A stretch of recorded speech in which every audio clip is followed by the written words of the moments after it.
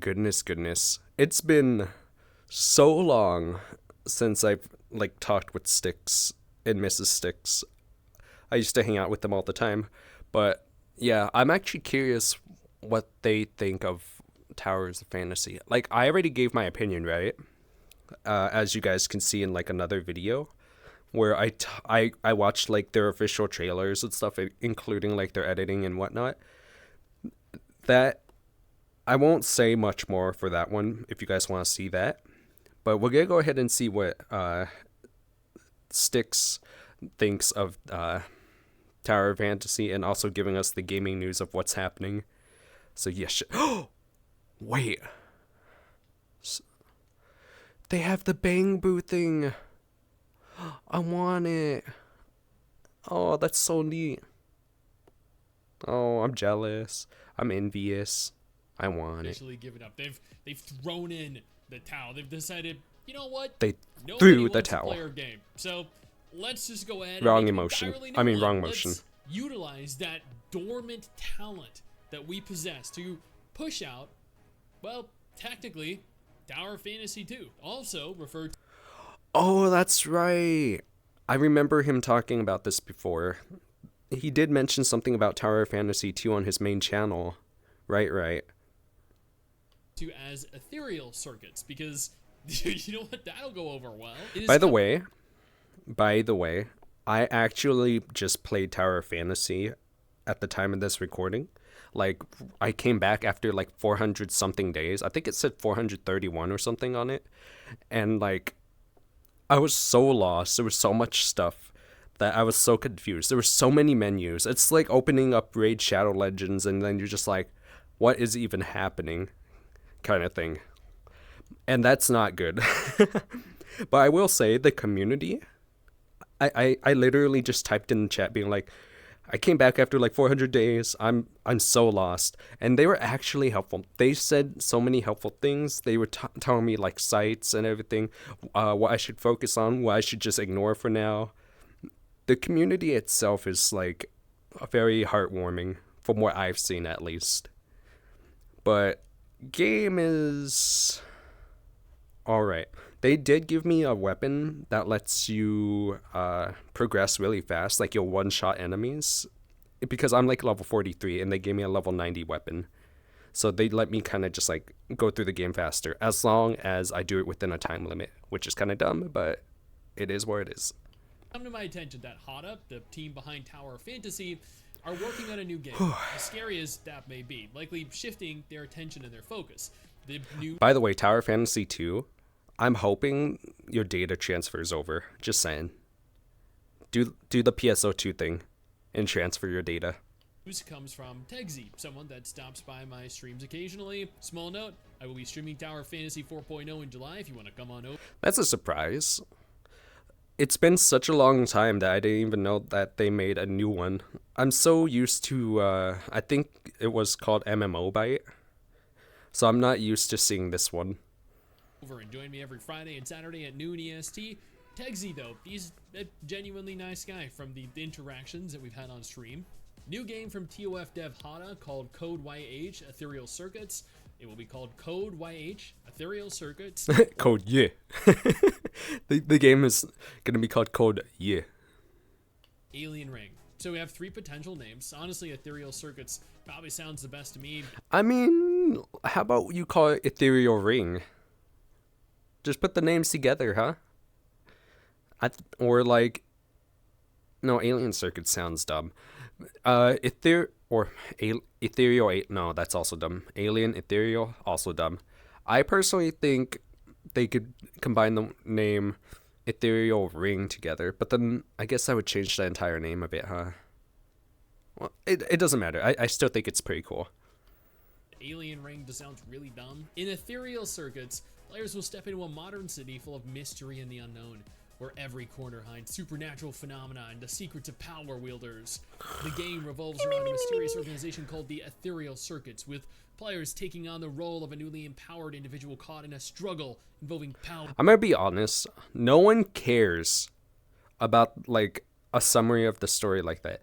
Just say the genre of the game, what it's going to be of, And like we don't really need a story summary. Like keep that stuff on the back burner, to be honest. Or faith and survival. This definitely does seem cool, but at the same time, let's be honest here. Tower Fantasy's story was so bad, I really couldn't imagine. Yeah, like literally that their story is not a selling point, and we know they cannot write a story to save their lives. Maybe if they hired someone new, but I don't even know what their selling point is besides hot anime waifus. Like literally, the gameplay itself is also like kind of unintuitive. So yeah, I don't know much about the raid boss things though. Those things might be good. The same studio wouldn't struggle with making a coherent thought, let alone an entirely new game. Unless they hire new writers, which they very well might do. Yeah. Game features include That's what I free said. exploration, a vast city map for players. Yeah, this is what they should more say, but I guess they just wanted to fill in the note of a summary too. So I guess it's just me being nitpicky for myself. To explore freely, uncovering hidden tasks and secrets. So basically just a regular open world then. Not an entirely open world like Tower Fantasy. Maybe. Wait, not entirely? Hold up, let me read that again. I thought he was gonna like do all of these, but free exploration, vast city map for players to explore freely, uncovering hidden tasks and secrets. No, that sounds like open world to me. Does that not? Vast city map for players to explore. Vast city map. Oh, I get it, because it's a vast city map. So, like, there wouldn't be, like, out of town without it transitioning, perhaps. Supernatural ability system. Players can unlock and upgrade various superpowers from elemental control, each with its own unique gameplay and strategies. Yeah, I bet. Hopefully. I honestly don't believe them, because in Tower Fantasy, it doesn't really matter what you use. You just, like, hit them with your abilities and call it good. And then it's all just about the visuals, right? Multiple storylines. The game offers multiple storylines with player decisions leading different plot developments and endings. That's too good to be true. If that's something that does happen, that's good. But I highly doubt they're going to do that, because first of all, it's a gacha game. So not only because it's a gacha game, they shouldn't be focusing so much on the storytelling, because it's gonna take longer for the updates, right? Right? I mean, it doesn't matter too much for people like me that are casuals and don't just stick to a single one. So I don't know everyone's opinion on that. Like, it's a cool concept, but I don't think they should be working on that. I think they should be leaning more on game core mechanics rather than story. Fashion elements, clothing, and accessories in the game follow fashion trends, allowing players to create personalized character images. I mean, they kind of already do that in Towers of Fantasy, but I guess they just mean they're making it in more depth. So that's going to be pretty sick. Like that's a good one. That's like a game core mechanic. That's good. Supernatural showdowns. Engage in battles with other empowered individuals where strategy and skill are crucial. Yeah, we'll see how much about that. Maybe talk more about strategy and skill, please.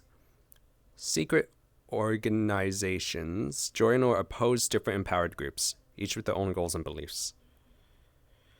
So it's a clan system, like you choose red or blue team, I guess. So a city, not an entirely open world like Tower Fantasy. Maybe that's all right, but it's kind of lame too. Of the city, I guess only time will tell. Supernatural abilities. I will say. Oh, he's actually gonna read them all. I guess I'll just give my entire opinion right now, and then just listen to his. Right. This system where like you choose red or blue clans and stuff, I hope they do not implement that, because there's always one team that always surpasses the other one in this, and then the game just kind of leans towards that side, and it just never works out. I've never seen a game make that work out before. System Players can unlock and upgrade various superpowers from telepathy to elemental control, each with its own unique gameplay and strategies. This actually does sound very cool. If Tower of Fantasy did absolutely anything right, it was its combat, it was its gameplay.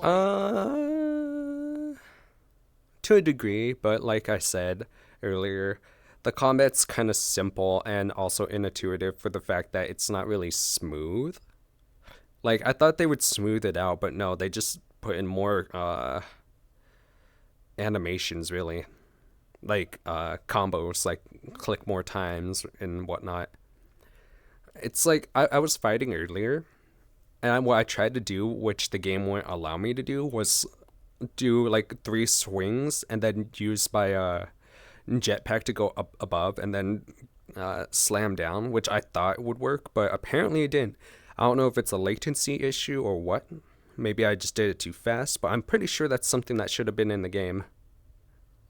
It felt, at least for its time, fairly polished. Nowhere close. No. Even for its time, I don't think it was polished. I remember saying something about this like week 1. To Wuthering Waves currently, but it is still a considerable step above what was available a couple years ago. Actually, I'm pretty sure that's also why a lot of people just like went on the decline for the game too. I'm sure others felt the same way about the gameplay. Experience urban life from daily work to social activities where player choice influences character relationships and story development. So what I'm hearing here is Project Mugen or Zenless Zone Zero. Multiple storylines. The game offers... What I'm hearing is we don't care about anyone's feedback about gameplay core mechanics, and more of we're going to still write a story because we're going to write multiple stories, so you guys are going to like one of these, right? We're just going to keep throwing them at you until you like one. There's multiple storylines with player decisions leading to different plot developments and endings. I struggle to believe that this is going to be an effective way of storytelling for a potential gacha game with literally what I said. Am I right, guys? Literally what I said. Ada's level of talent. It will probably just ultimately lead to minor changes in dialogue. Fashion elements, clothing and accessories in the game follow fashion trends, allowing players to create this is the good one. personalized This is the good character one. Images. And here is the end game loop. Fashion, which will no doubt be locked behind gacha if the characters themselves aren't. Supernatural, which is already a thing right now. The main character you can get an outfit for through a gacha system, and then on top of that you could just like buy an outfit. I think there was like multiple different systems, and I didn't bother using anything of it. I just saw that there was like a little grab bag of like blind, which costs less, but you'll have a chance to still get it from there. But there's a chance you'll also get garbage. Showdowns. Engage in battles with other empowered individuals where strategy and skill are crucial. Then after defeating... You want to join my clan? After winning your 50-50... Want to join my sniper clan? Weakened when they join your team, and you can subsequently play as them, because that's just... That always happens in RPGs, right? The goddamn villain plot armor. Secret organizations. Join or oppose different empowered groups, each with their own goals and beliefs. This could also be kind of fun as well. A faction-based system is a great addition to the game, but it would also need to be a fleshed out system. Otherwise, it'll likely result in like a few different quests per faction. Someone please name me a system of faction that actually worked out, because I haven't seen one yet. Followed by immediately forgetting that it even exists. In terms of selling points, those are more than enough, I think, to at least pique my interest. My only concern is that Hada have shown repeatedly how inept they are at telling stories. Building a beautiful world? Yeah, they got that covered. Creating stunning looking characters? Easy. Telling a story that can captivate you, that can actually enthrall you? What's that? Story background. In the world of ethereal circuits, there exists a hidden society composed of empowered individuals. They possess abilities beyond those Didn't of you already ordinary read this? people, but also endure significant responsibilities and challenges. As a player, you must navigate through the city's undercurrents, uncovering the truth hidden beneath its surface. Maybe I'm just having deja vu. Here is where things get good or bad. However, before we delve into the nitty-gritty here, allow me to thank our incredible patrons over on Patreon and my YouTube channel members. Your guys' support is why I can continue to make videos like this every single month, and I deeply appreciate you all being there for me. Gain Breathe. character customization. Create and customize your own character. Wait. Uh. Okay. This is the part I'm looking for, to be honest. Gender, appearance, and initial abilities. So Initial abilities. That sounds interesting right there. Because they did say you get to choose, like, your type and stuff, and it'll change the gameplay, supposedly. But when they say change the gameplay, supposedly, I think it means, like, if you choose, like, an ice element, it would slow down the element. So if you chose, like, a fire element, it would just do a dot damage of burn kind of thing. You know what I mean? I don't think it's going to change too much. I don't think there's, like, going to be a crowd control, super big kind of buff thing. I don't think it's too different for the game core mechanics. I'm hoping otherwise, but I have so much doubt. character creation is in fact confirmed, much like Tower Fantasy possesses. This is a great choice. Player identity is, I think, important, and being able to create a beautiful character is detrimental to many people's overall. You know what's pretty funny? I'm pretty sure it was like week 1 or something, or a couple days, but like, remember when you're like making your characters in Towers of Fantasy, and there was like a popular customizations album system? I saw so many Hootals from Genshin Impact. There's just Hootals for days. Enjoyment, just like fashion is. Missions and challenges. Complete various tasks and challenges to gain experience points and resources, improving character abilities. So doing content levels you up. Okay. Social interaction. Build relationships with NPCs. Participate in social activities. Influence character reputation and influence. I mean, they kind of already do that already. You can build kind of relationship with NPCs. There's like a dorm system, right, in the game. Participate in social activities. There's world chat, as well as there's this right now in the regular Tower of Fantasy. It's like a limited time event, but it's like beach volleyball and stuff you can do. There's like fishing with other people and all that. Like, that's kind of already in the game. I think that's pretty cool. I didn't get to really do anything with it though, but I did see it was there.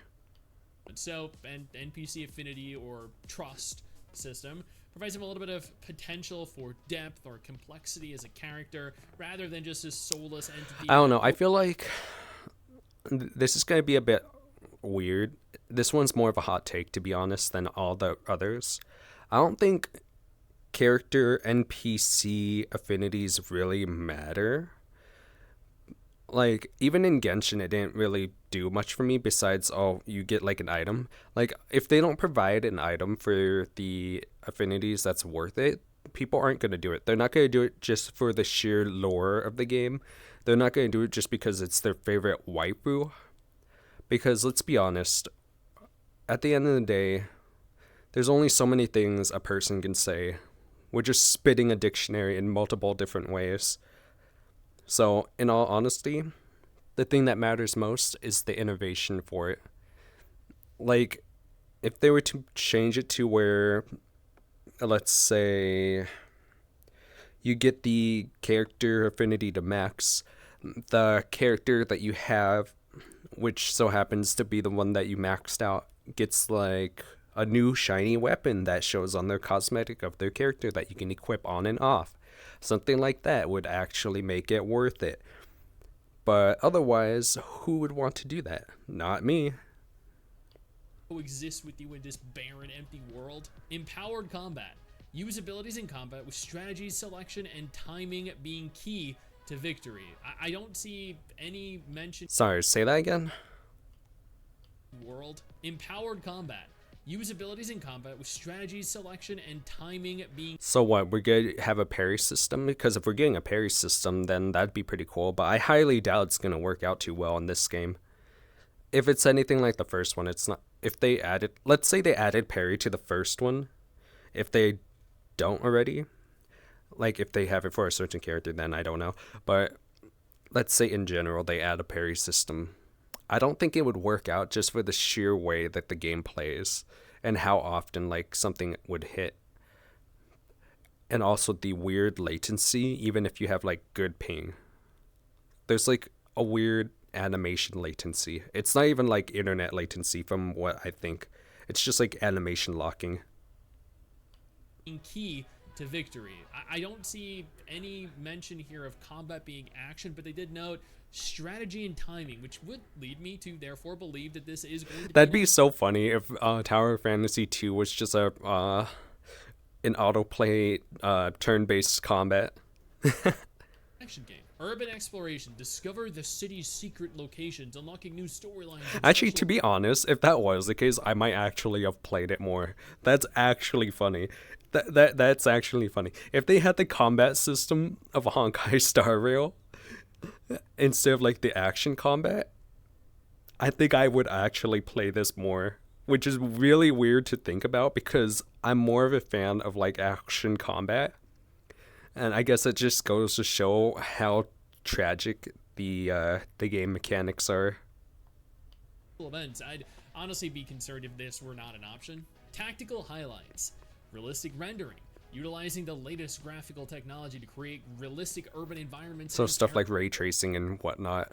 They already have that in the first one. Character models. Tower Fantasy looked great for its time. Again, comparably to Wuthering Waves right now, it looks like it could potentially have been made over a decade ago. But I'm looking forward to, nonetheless, seeing what they can do with this. Physics engine. Realistic physics feedback for more vivid battles and actions. Realistic physics. That does not sound good. Like, first off, it's a fantasy game. Why are you trying to make it realistic?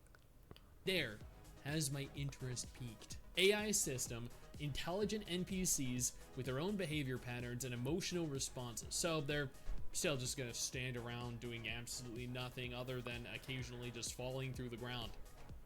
Gotcha. Suitable for players who enjoy exploring and discovering secrets. I feel like that is most of us. Have an interest in supernatural phenomena and abilities. Yeah, I want to see floating waifu booba. Totally. Like role-playing and story-driven games. Yeah, it's alright. Not from Hada. They really could not tell a coherent story if someone from the most prestigious game development studio placed a script in their lap and told them, all you need to do here is just follow the script. All you need to do here is write it in the computer. They would still find a way to fuck it up. Seek freedom and rich customization options in gaming experiences. This I definitely see happening. Honestly, Tower Fantasy isn't a bad game. I've never said it was an objectively bad game. I say it's an objectively bad game. Let's go. You may not want to receive the hate, but here I am being like, by the way, the Tower Fantasy sucks. At least from my understanding so far, compared to what it could be. Like, I could see it's the stuff that could make it better kind of thing, you know? It's not the worst game, but it's not a good game. I just think that it is and has always been very poorly handled by its developer, which is my main concern with this game specifically. This game could be really good. Tower Fantasy could have been really good, but will it? To me, Tower Fantasy is like a pet. It's all dependent on its owner, on how the pet is raised and all that.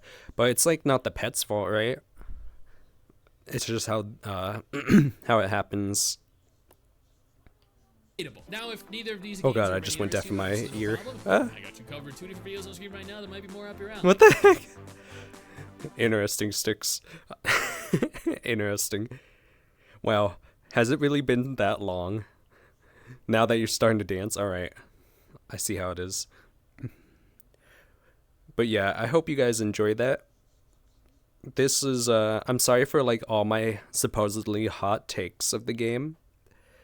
But if you guys would like to see more of like my thoughts and reactions to Towers of Fantasy, or like you want me to see a certain thing for Tower of Fantasy to prove me wrong or right or agree, just whatever, let me know and I'll go ahead and watch that. But otherwise, I'll see you later for maybe more other anime games. Alright, bye.